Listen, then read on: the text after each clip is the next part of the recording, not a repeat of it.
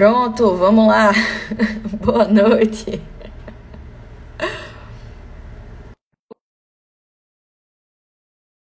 Agora sim, vai dar certo.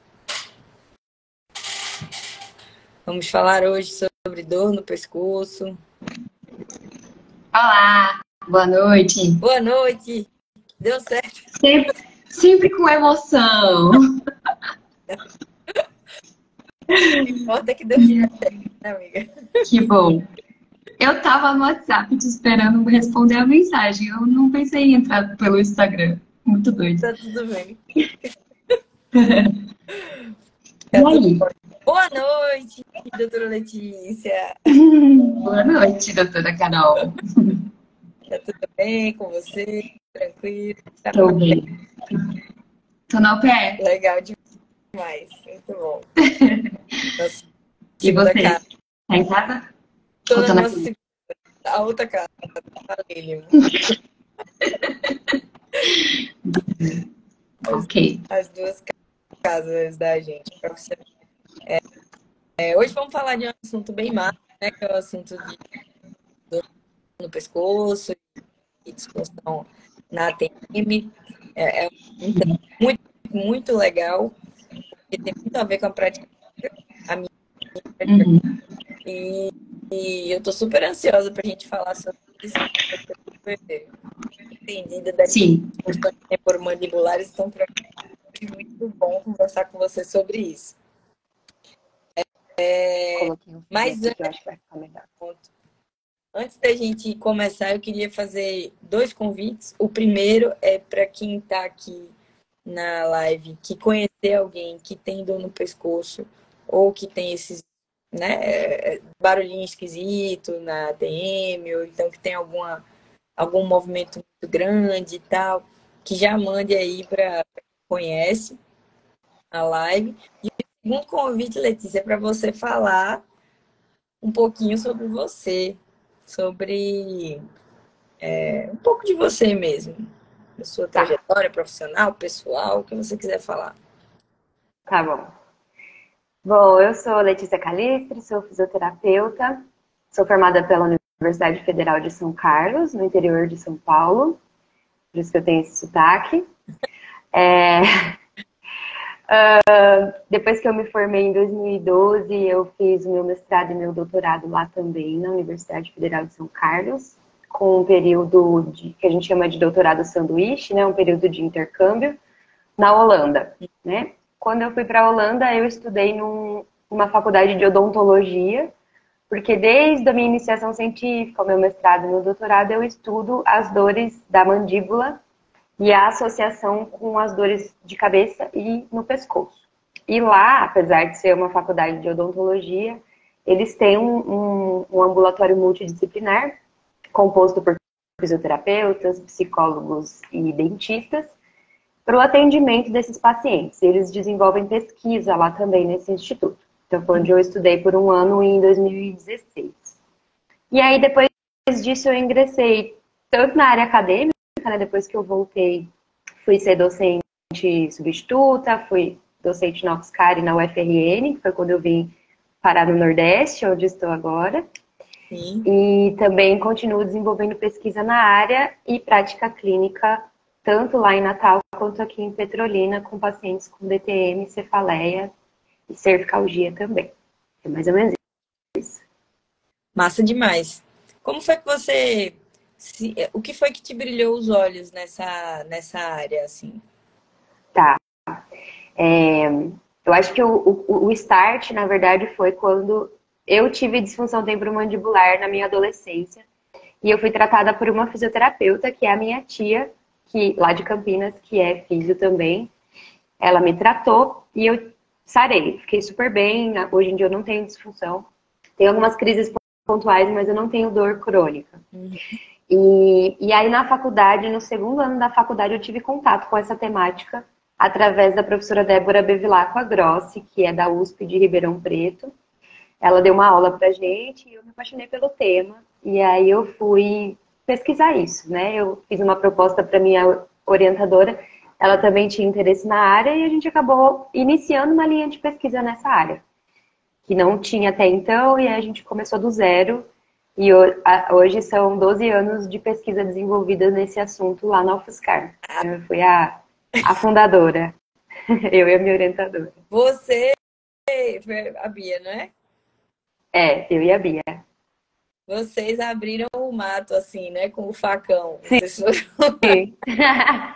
Quando tudo aquilo era mato, a gente resolveu explorar. Muito Foi massa, isso mesmo. porque eu imagino, eu não sei, né, assim, a quantidade de evidência que a gente tem nisso, mas eu imagino que, não sei se são muitas evidências em DTM, não sei. Há 12 Sim. anos atrás, como é que era isso? Era bem pouco mesmo. Há 12 anos atrás, a gente tinha poucas coisas publicadas na literatura. Acho ainda que a gente tem pouco comparado, por exemplo, com dor lombar, com dor cervical. Acho que ainda a gente está caminhando. Mas o interessante era que lá em 2010, 2011, os grupos mais importantes de pesquisa já incluíam pesquisadores brasileiros, né? Tanto é que quem me apresentou a área foi a Débora, que é da USP de Ribeirão Preto, e uma grande pesquisadora da área que já publicava naquela época é a doutora Susan Armijo Olivo, que na época vivia no Canadá, hoje ela vive na Alemanha, mas ela é chilena, então ela também é latina. Latina. E ela é uma das grandes pesquisadoras dessa área até hoje, né? Inclusive eu tenho colaborações com ela em alguns artigos. Mas isso eu achei bem massa, assim, achei muito legal a gente procurar pelo tema e ver nomes latinos, e tem uma galera na Espanha também que é bem forte, então isso também me fez me encantar, sabe? Porque me parecia uma coisa próxima, não é uma coisa assim, é só os gringos pesquisam. Não, a gente também pesquisa, então é possível. Entendi. Então, foi bem por aí.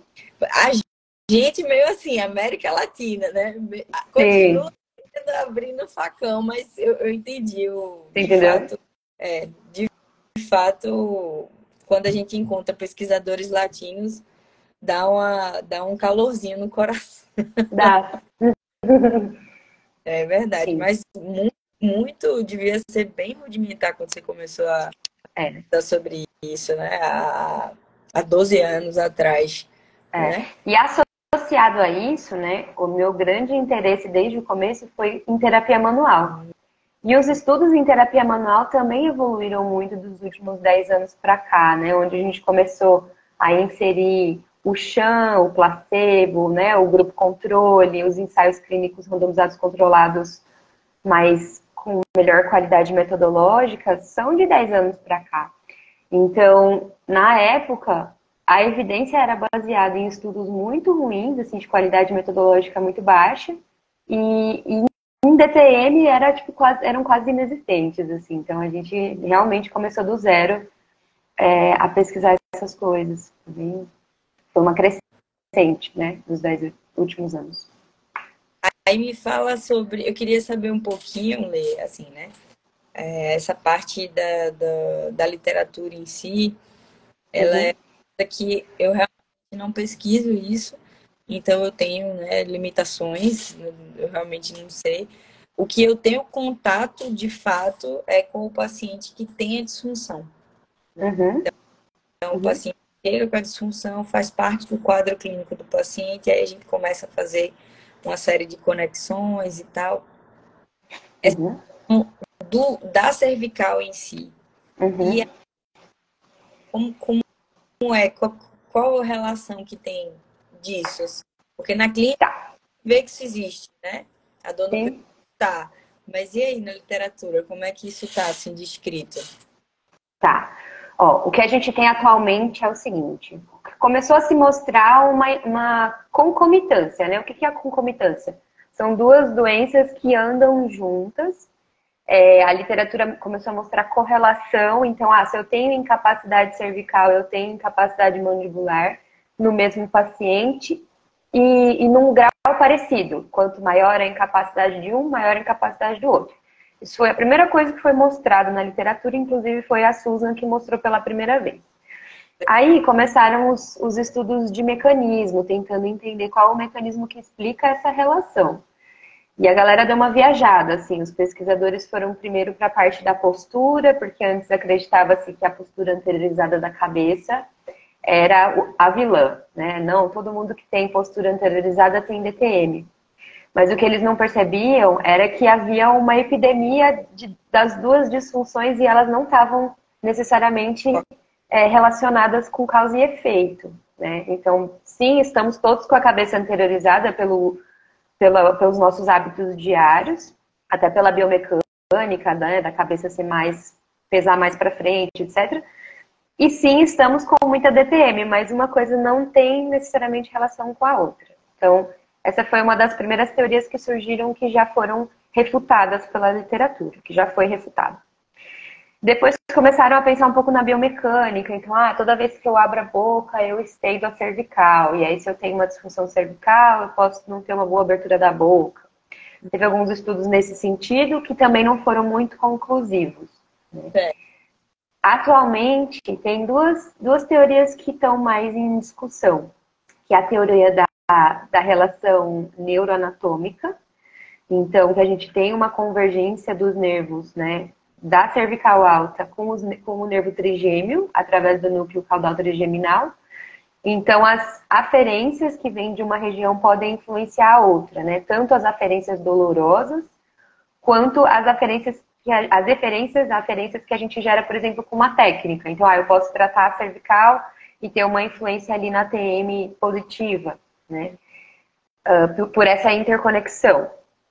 E também uma coisa que tem se falado bastante na literatura é a sensibilização central, né? Então, a gente já sabe que uma disfunção dolorosa crônica hipersensibiliza o nosso sistema nervoso central, e aí qualquer estímulo que talvez nem fosse doloroso numa pessoa que não está hipersensibilizada, torna-se doloroso, né?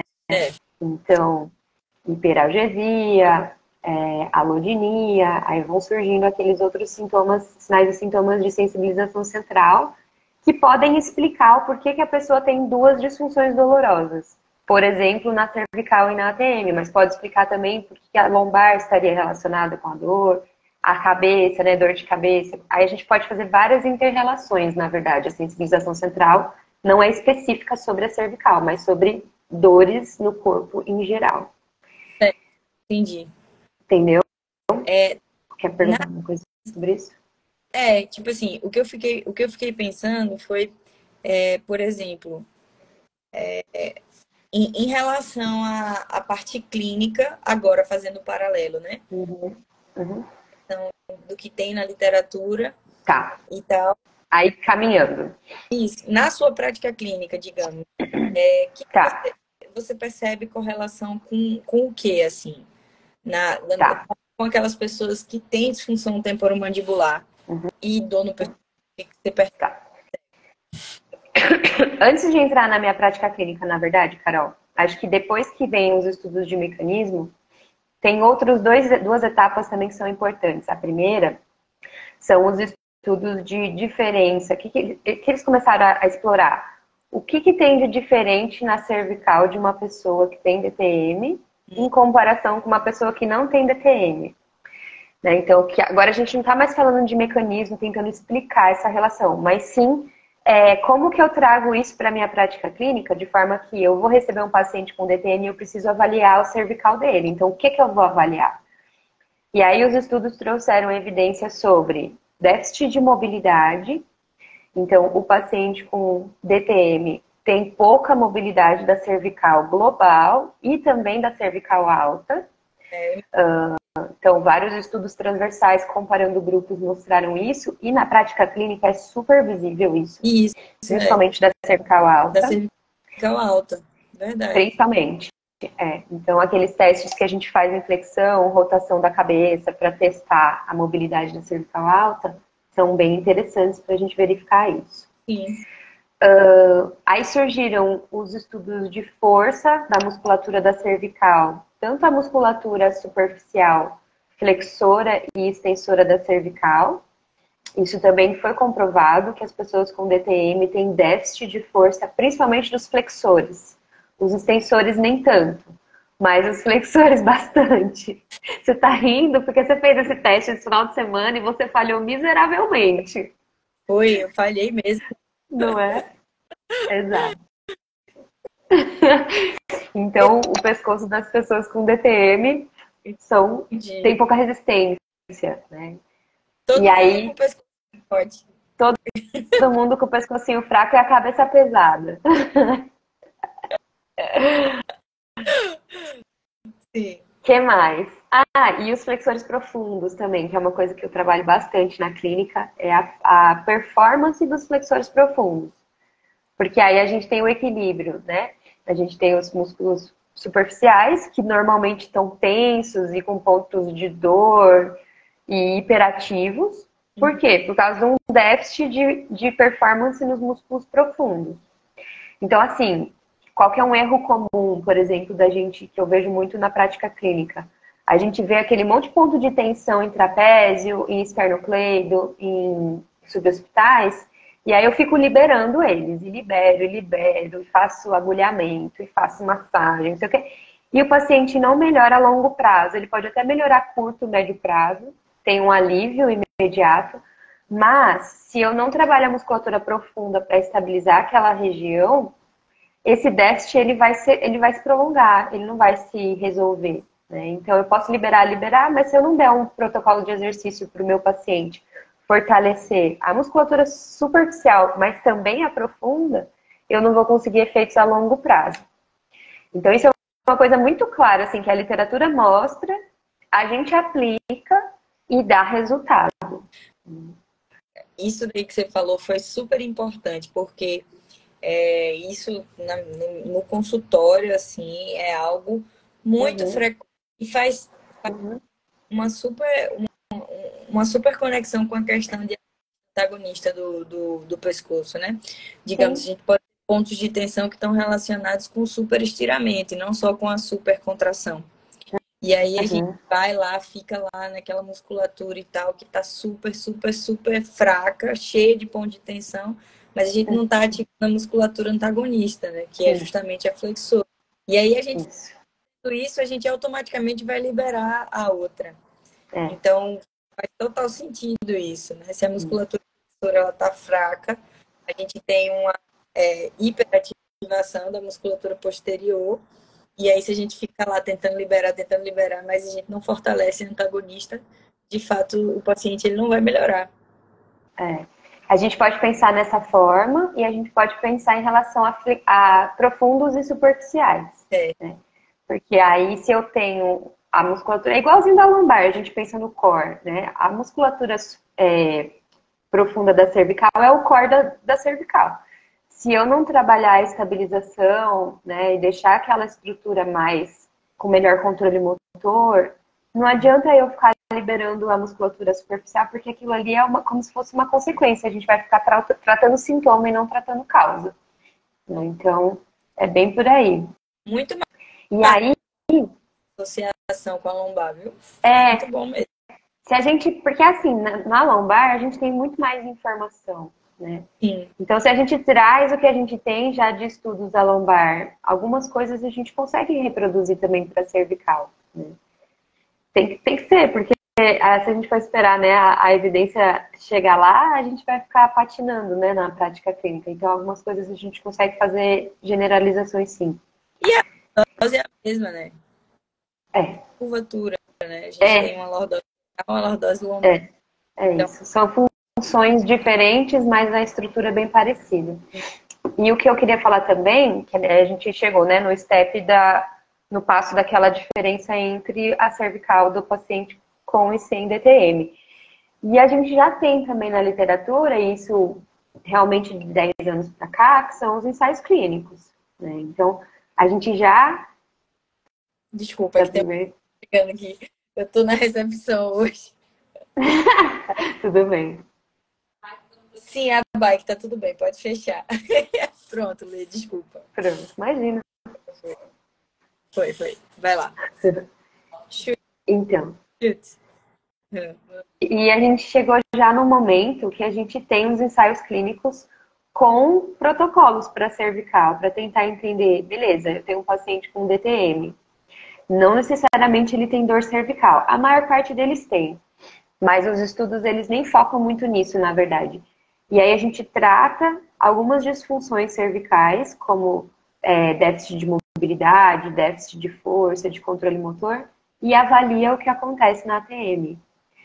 Né, para tentar, de fato, entender qual é a influência, né? Porque se eu tenho uma influência tão forte, uma relação de causa e efeito, se eu trato a cervical, eu vou ter alguma melhora na ATM. E isso já foi comprovado cientificamente, inclusive com o ensaio clínico que eu desenvolvi no meu doutorado.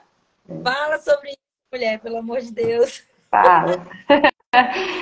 Foi assim, quando eu comecei a estudar, não tinha muita coisa, tinha bem pouca coisa. Inclusive, eu fiz uma revisão sistemática sobre o assunto para saber o que se tinha na literatura sobre terapia manual e DTM. E já havia alguns estudos poucos e muito ruins apontando para essa evidência da cervical, né? Tinha estudos com técnicas manuais para musculatura mastigatória, para as articulações, mas tinha também para cervical alta, cervical média e até para torácica. Aí, isso foi lá em 2013, mais ou menos, quando eu já estava no mestrado. Aí, eu falei, bom, eu quero estudar cervical, eu quero estudar terapia manual e eu quero fazer um ensaio clínico. Para mim, era uma condição, assim, para eu fazer o doutorado, eu queria fazer um ensaio clínico. Eu já tinha conversado com a Bia e ela tinha concordado. E aí, a gente montou um protocolo de tratamento da cervical alta. Então, a nossa ideia era, eu só vou mexer na cervical alta e fazer a estabilização segmentar da cervical, né, com os exercícios de controle motor. A gente usou o Stabilizer, que é um equipamento que eu também ensino a usar no curso.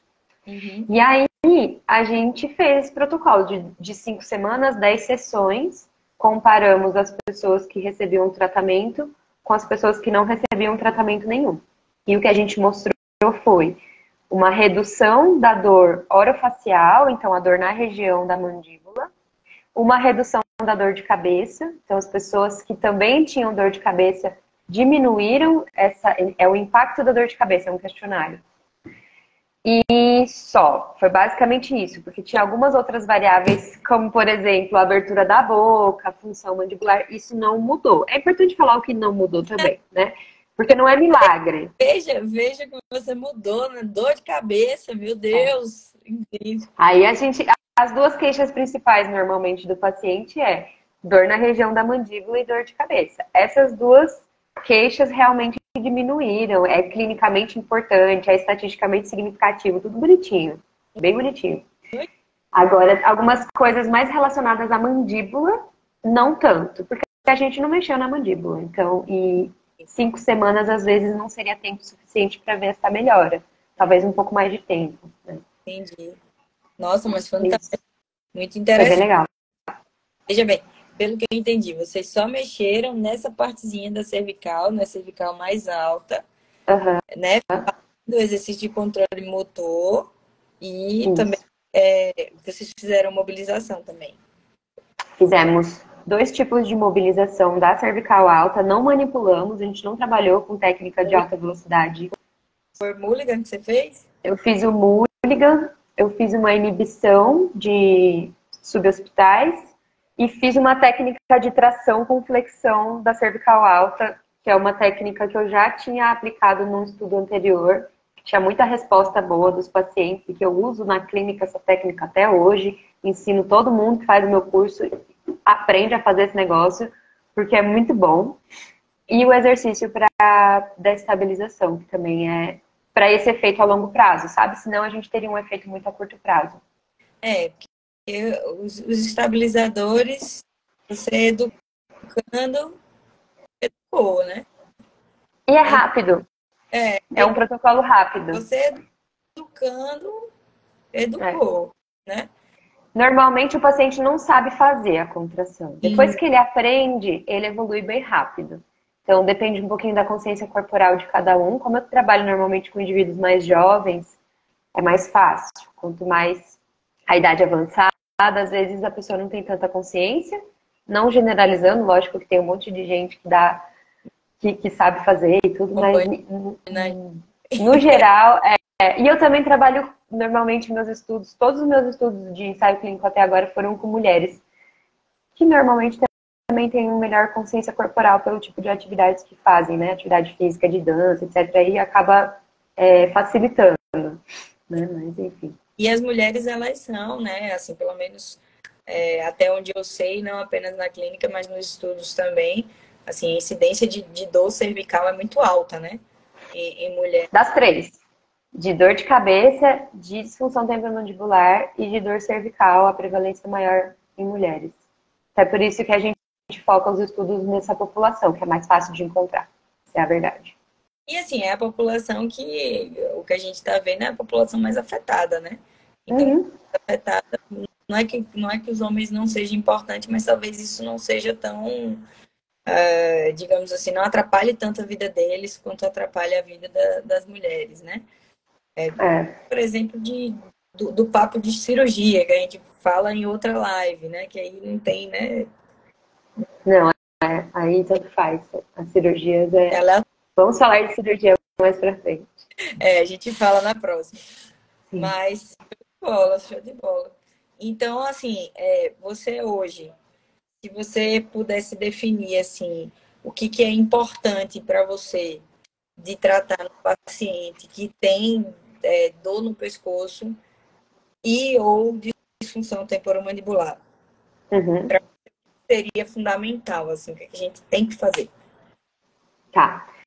Avaliar muito bem, né? E aí, a partir da avaliação, a gente vai determinar o protocolo de tratamento.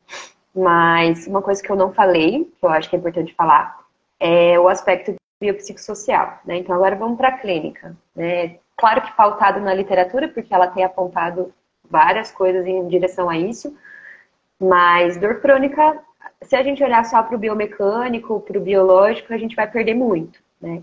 Então, tá também muito relacionado às três disfunções, né? Cervical, cabeça e mandíbula, estão muito relacionados a estresse, ansiedade, depressão, catastrofização, cinesiofobia.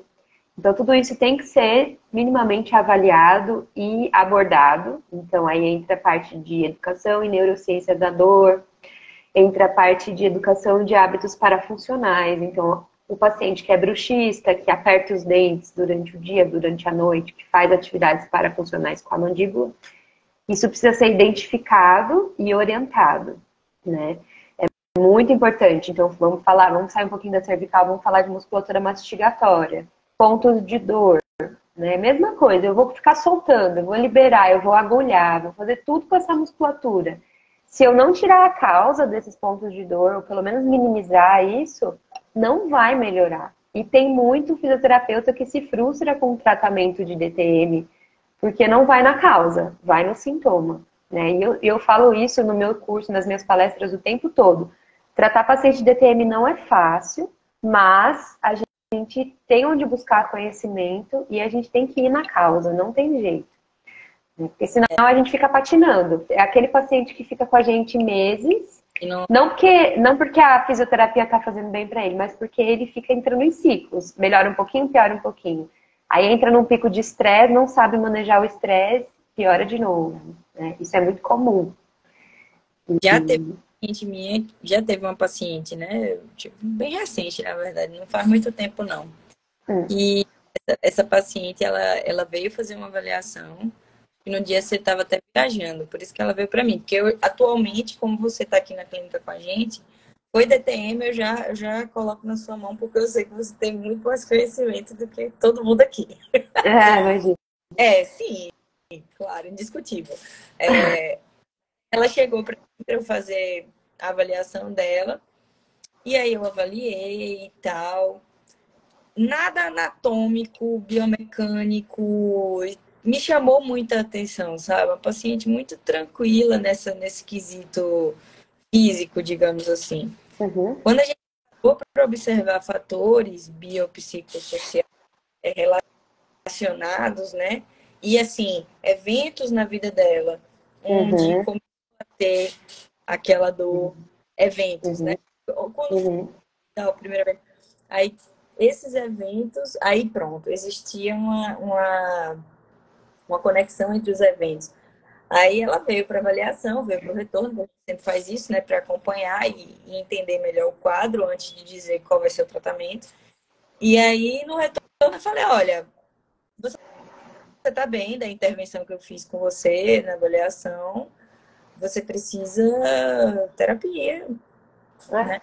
vamos cuidar disso. E assim, se você sentir dor de novo, você volta. Mas assim, se você fizer terapia direitinho, você não vai precisar de físio. E ela foi pra Sim. terapia, tá tranquila na terapia. E assim, ela É. entende que o que dá gatilho não é a parte. Ela entende. Uhum. Quando ela Uhum. tá fazer, passou por educação, passei para ela alguns exercícios. E pronto, assim, Sim. não é algo que angustia ela como antes, né? Sim. Então, não são todos, mas essa, por exemplo, foi uma paciente que veio 2 vezes para mim. Tinha muito que a fisioterapia fazer mais. A gente tem que saber identificar, né, o que é, qual é o padrão. Não está errado a gente tentar tratar algumas coisas que a gente encontrou para ver como o paciente responde. Né? Eu sempre falo isso quando o paciente chega e eu sempre falo, vamos tentar. Eu tenho umas hipóteses. Sim. Para a gente testar essas hipóteses, a gente tem que tratar e ver o que acontece, né? E aí o paciente vai me dando feedback, a gente vai modulando, né? Intensidade de técnica, escolhe uma técnica, escolhe outra, vai na cervical, vai na TM. É normal tentar, mas depois de um tempo que a gente tenta e não tem muita resposta, a gente precisa dar uma reavaliada e ver se a gente está indo direto na causa mesmo ou se a gente não está patinando, né? Se a gente está só cuidando de sintoma. Né? Esse é um problema sério e muito comum. E aí, em questão, né, a gente falou do biopsicossocial, e aí da parte biológica, que é o que a gente mais entende, nós fisioterapeutas, a gente acaba indo na biomecânica, nas tensões, etc. E aí eu iria mais na parte, sair um pouco daqui e tentar entender o que está acontecendo no próximo e até no distante, né? Então, olhar sempre o paciente como um todo. Então, no curso eu sempre ensino a fazer mapa de dor, mapa corporal, não só do ombro para cima, né? A gente não pode enxergar o paciente como uma cervical, cabeça e pescoço e achar que isso é ver o paciente de forma global. Não. Muitas vezes o paciente tem dor lombar, muitas vezes o paciente tem sacroiliaca e não sei o que. E aí a gente pode também dar uma olhada nele como um todo para ver. Não que eu acredite em interdependências tipo, muito distantes, sabe? Não é por aí. Eu acho que só que a gente tem que ver o ser humano completo. Né? O bio, o psicossocial, e dentro do bio, tudo pode estar acontecendo com ele. Né? Então, tem várias questões de sono que a gente precisa ver também. Então, se o paciente que tem bruxismo do sono, como é que está a qualidade do sono dele, né? A gente precisa lembrar do ciclo. O paciente com dor crônica que não tem uma boa qualidade de sono, ele alimenta o ciclo, né? De descanso, de catastrofização, de ansiedade. E isso tende a só piorar o quadro dele. Às vezes a gente fazendo uma intervenção ou uma colaboração com algum outro profissional que vai interferir no sono dele, a gente já melhora o quadro clínico do paciente como muito rápido, né? Mesma coisa sedentarismo, né? O paciente sedentário não tem hábito de fazer atividade física. Isso também alimenta aquele ciclo, né? De cinesofobia, etc. Então a gente tem que pensar como um todo mesmo, para não deixar passar essas informações. Com certeza. Digamos assim, de 10 pacientes que eu atendo, 7 vêm com bruxismo. Uhum. É bem alta a incidência de bruxismo. Bruxismo.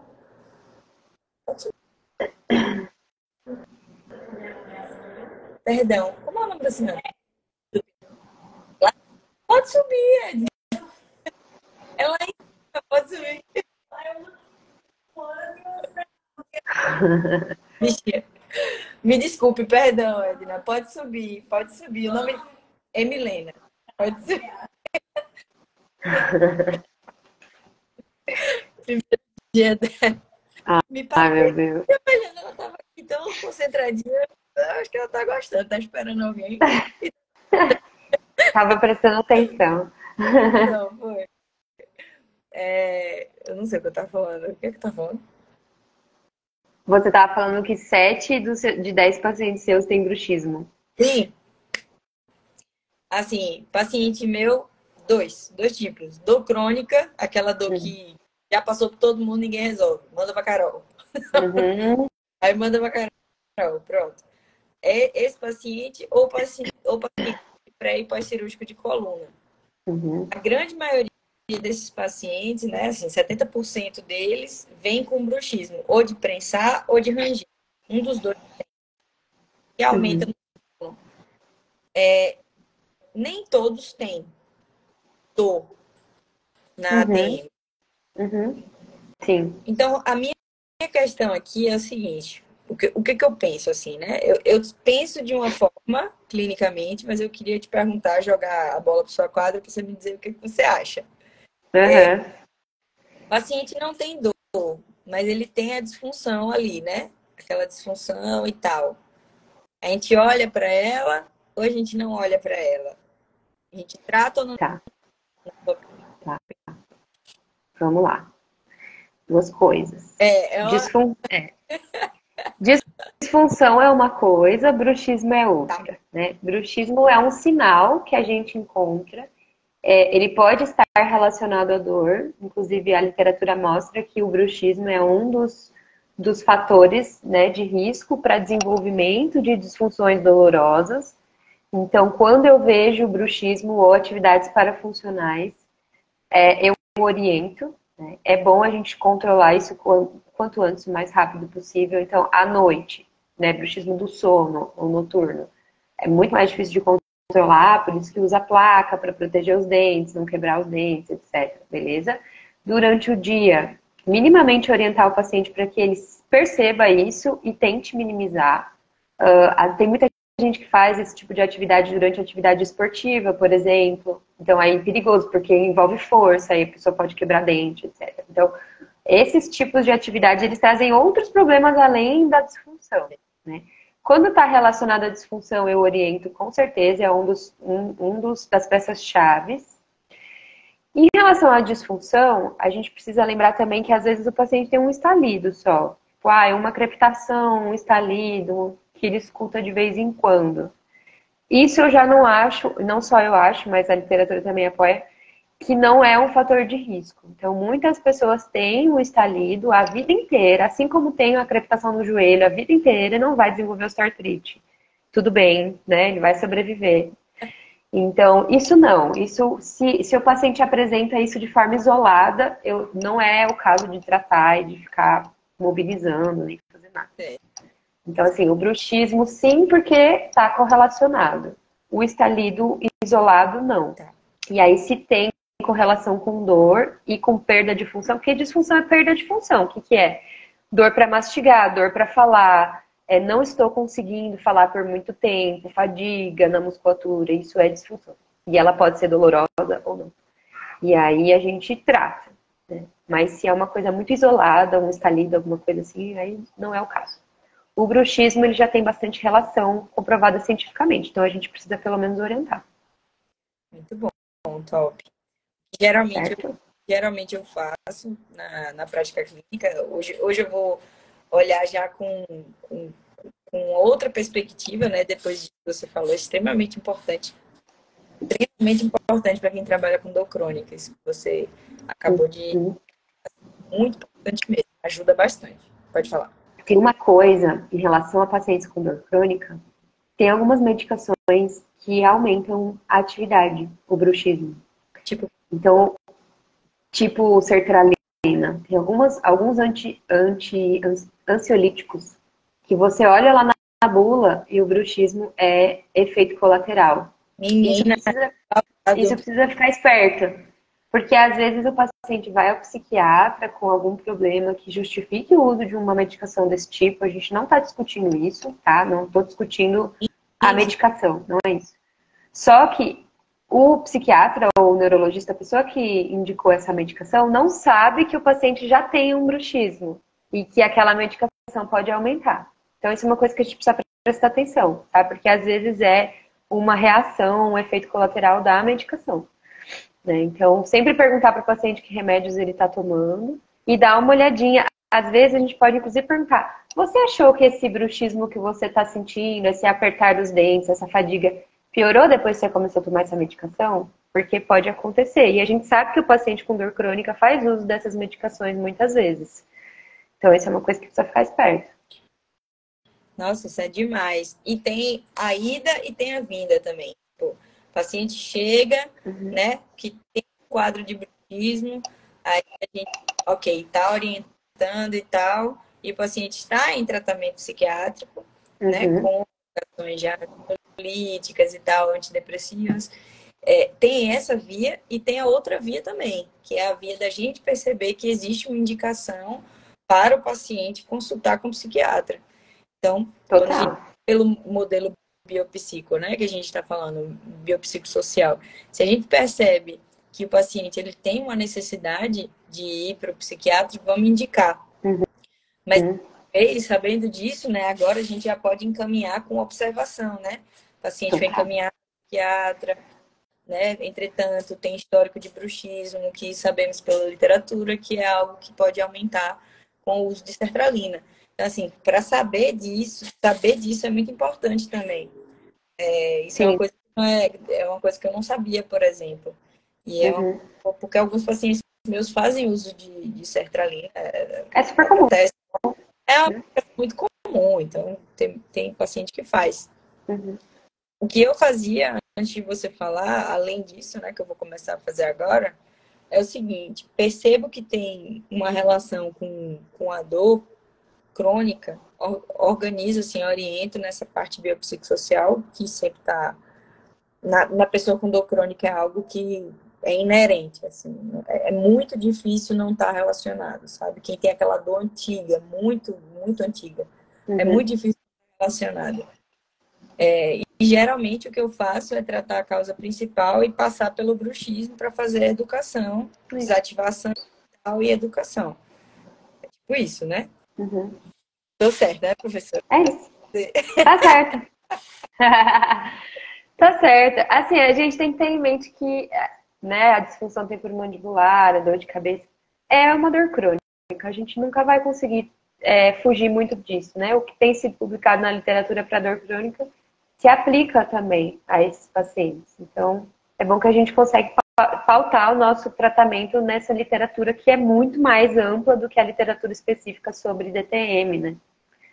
É por aí. Entendi. Paciente que tem... A última pergunta, antes da gente partir para os minutos finais. Paciente dor temporomandibular. Dor.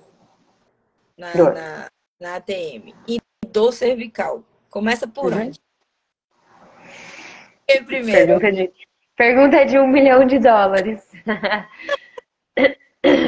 Sim. Começa pela torácica. Aqueles. Começa pelo... Nossa, não vou nem entrar nessa polêmica. Deixa quieto. Carol, eu costumo perguntar qual que é a queixa principal do paciente, tá? E na maior parte das vezes eu começo pela cervical por um motivo. O paciente com muita dor na ATM, essa é uma região muito sensível, então a gente não consegue muito ir em direção à ATM com técnica manual e tal, logo no primeiro momento. Então, eu costumo começar pela cervical exatamente pela conexão neuronal e às vezes a gente, através de técnicas cervicais, a gente dá uma acalmada nessa hipersensibilidade para conseguir melhorar e conseguir atingir com técnicas manuais a região da ATM. Então, naturalmente, eu já começo pela cervical. Pensando nas disfunções cervicais, que estão muito relacionadas à torácica, hipomobilidade torácica e tudo mais, eu também começo pela coluna como um todo, né? Então, é isso. A cervical, se eu fosse chutar de onde para onde vai, né, de onde vem para onde vai, faz mais sentido da disfunção cervical ser primária e a da ATM ser secundária. Mas não é regra. Pode acontecer o contrário também, eu já vi acontecer o contrário. Mas não dá para saber, assim. Me perguntaram isso no curso esse final de semana, se a gente já tem clareza sobre causa e efeito de uma para outra. E aí o que eu respondi foi que um estudo, para responder essa pergunta, é um estudo muito complexo. Tem que ser um estudo de coorte, né, de vários anos de acompanhamento. Está até acontecendo estudos desse tipo. O Opera é um estudo desse tipo, que é um estudo que acontece lá nos Estados Unidos, que já faz uns 10 anos que está sendo coletado. Mas a gente não tem essa resposta clara ainda. Então, né, se eu fosse chutar, eu que é da cervical para ATM, mas Certo. Mas é vozes da empírico. minha cabeça. É.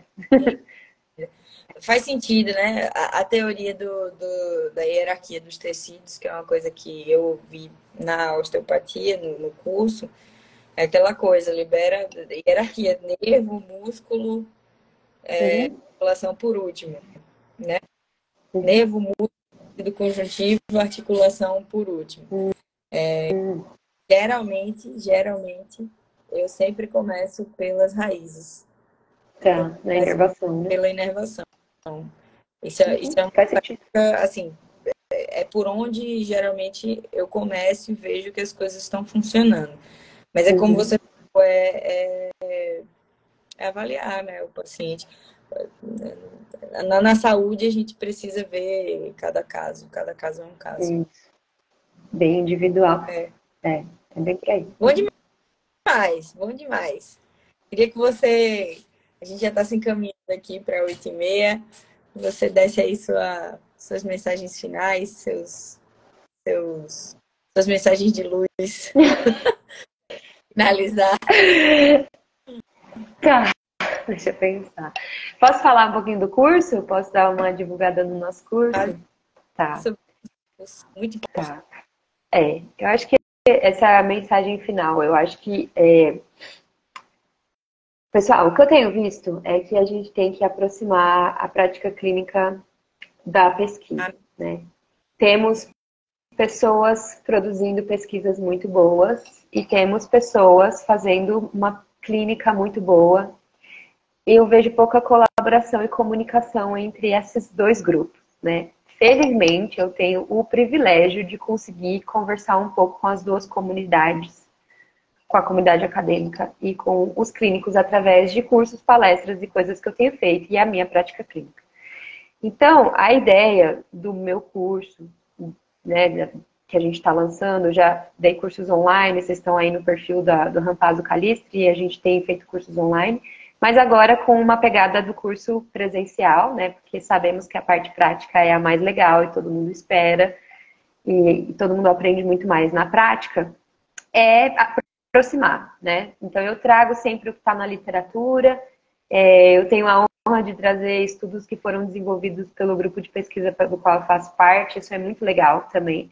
Para a gente que é pesquisador, não tem honra maior do que ver o nosso estudo sendo utilizado por um clínico. E o curso acaba proporcionando isso, né? Então eu trago os meus estudos, os melhores estudos que estão sendo realizados na literatura, a gente treina as técnicas que eles estão ensinando, isso é muito bom, e a gente troca, né? E muitas vezes um clínico que está no curso me dá uma ideia para uma pesquisa futura, e aí eu trago isso para a universidade e a gente pode colocar isso em pesquisa também, né? Então, essa é a proposta do meu curso, é a troca, né, e a aproximação entre pesquisadores e clínicos. Então, tem muita terapia manual, tem muito exercício, tem muita prática baseada em evidência, tem muita relação entre cervicalgia, dor de cabeça e ATM, e eu convido vocês para conhecer. A gente vai ter uma versão petrolina do curso presencial. Quem estiver aí assistindo, pessoal, fisioterapeutas do Vale do São Francisco, venham conhecer, que eu acho que vai ser bem massa. Nossa, E aí? eu estou super ansiosa por esse curso, porque só nas coisas que a gente está conversando, ser sua cobaia, eu já aprendi tanto. Então, eu estou super para a gente tá nesse momento aí, com mais pessoas, né, que sedentas por esse conhecimento.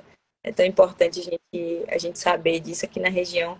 A gente, infelizmente, não tem tantos cursos, né, que ensinem técnicas ainda mais suportadas pela literatura existente. Então, é Uhum. um projeto muito legal esse dos cursos de DTM que a gente está fazendo. E, assim, eu estou super feliz com isso, Lê. Muito, muito Que bom. bom. Seu Eu trabalho também. precisa ser muito divulgado, sabe? Trabalho, Amém. muito trabalho, abrir a mata com facão dá muito trabalho. Eu sei como é. Você sabe bem. Eu sei como é. Viu? Muito obrigada. Acho que a gente Obrigada a você. chegou na nossa hora. Muito obrigada por aceitar o convite da gente falar sobre isso. É um E, prazer. e é isso, Lê. Semana que vem a gente tá aqui de novo com mais DTM, né? Sim, vamos de intensivo. Vamos de intensivo, é isso aí. Isso. Então tá bom, Carol. Boa Boa noite. Obrigada pela noite. oportunidade. Foi ótimo. Beijo. Obrigada a todo mundo Tchau, que está tchau. presente. Tchau, Valeu, tchau. pessoal.